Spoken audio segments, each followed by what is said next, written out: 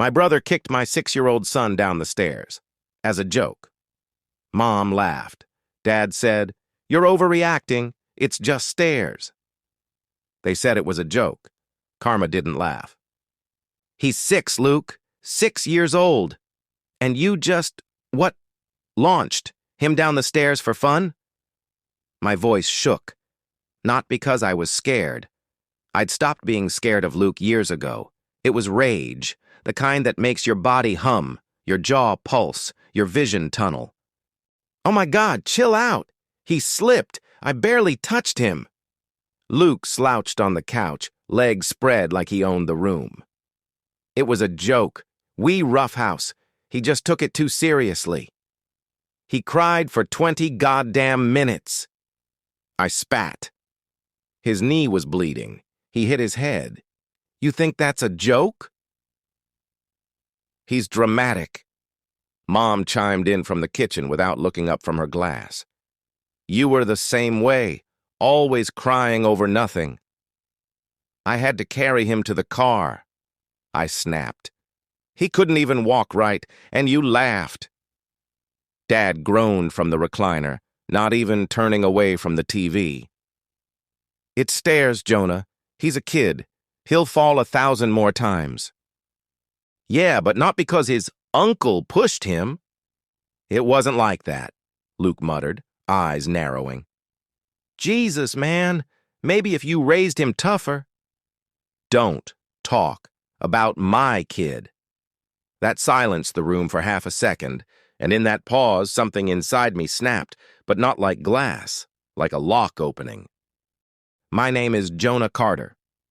I'm 26 years old, a single father to a 6-year-old named Micah, who still asks why Uncle Luke laughs when people cry. I don't yell often. I don't make scenes. I spent most of my childhood making myself smaller, quieter, to avoid becoming a target. The youngest of 3. The sensitive one. The one they said was too soft for a family like ours. But I'm not soft. I'm not weak. I'm done being quiet. Meet the family. Luke. 29. Golden boy. The kind of cruel that wears a smile. He could hit you, and Mom would ask what you did wrong. Mom. 57. Cold wine, cold eyes, colder love. She never laid a hand on us, but she never stopped Luke either. Her approval was a currency I stopped trying to earn. Dad. 61. Passive, absent, always tired. A man-shaped shadow who never defended me. Not once. They used me, or ignored me, or blamed me. And when I finally left, they pretended I was never really there to begin with. Hey, you know what this is about? I said, breathing hard. It's not just the stairs. It's everything. It's Luke never growing up, and you two letting him stay that way. Oh God, here we go again, Mom muttered. Do you think I wanted to come back here? I snapped. Micah asked to see his grandparents. That's the only reason I walked through that door again. Luke smirked. You should be thanking us for watching him while you played martyr. I clenched my fists. You mean while I worked 2 jobs? While I paid off your debt, Luke? Remember that? That $12,000 loan you forged my name on? Ring a bell? Luke's smirk faltered. Dad looked up from the TV. Mom went very still. That was years ago, she said finally. You're still holding on to that? You mean the felony? I didn't report so Luke wouldn't go to jail? Yeah, I guess I'm still holding on. I remember the day I signed the papers. Luke had already cashed the check. Mom told me to be a good brother. Dad said, it's just money, Jonah. Don't ruin his life. I gave up my college fund.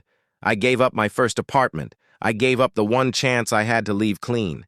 And when I did it, I thought maybe, just maybe, they'd finally see me. Not as weak, not as soft, but as good. Instead, they pretended it never happened, just like they pretended the bruises from Luke were from roughhousing. Just like they pretended I was too emotional, just like they're pretending now. I reached into my coat pocket and pulled out the USB drive. "What's that?" Dad asked. "Oh, just a little file I've been building." I said calmly. I set it on the table. A collection of audio from over the years, calls, conversations, Luke bragging about forging my name, Mom laughing about how Jonah always overreacts, Dad saying, and I quote, "The kid'll get over it like Jonah did." Luke shot to his feet. "You recorded us?" "Yep, funny thing. When you're the quiet one, people forget you're even there." I looked him dead in the eye. "The family lawyer's getting a copy. CPS is getting another. So are a few people at your job, Luke. Ever wonder what HR thinks about child endangerment?" "You selfish little bastard!" Dad growled, finally rising. "No," I said quietly. "I just finally matched your energy." Mom slammed her glass down. Luke grabbed the USB. I let him. There were backups. 3, actually. "You all finally hear me now?"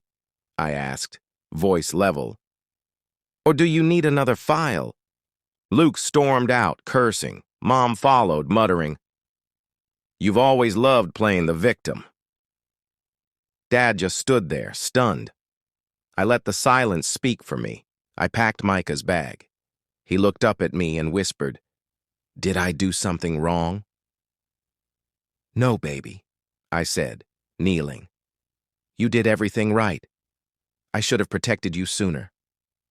As I stood at the door, Dad stopped me. "You didn't have to do this, Jonah." "Actually," I said, turning to face him, "I did, because none of you ever did it for me." He looked away, but for the first time, he didn't deny it. 2 weeks later, Micah and I moved into a small apartment by the river. It's not perfect, but it's ours. He sleeps better now, laughs more. One day, I got a voicemail from Mom. No apology, just a quiet, "I didn't know it hurt you that much." I didn't delete it. I didn't return it either. Not yet. Maybe someday. But for now, I'm done bleeding for people who sharpen knives behind hugs. Micah is safe. I'm healing. And finally, my voice is louder than their silence.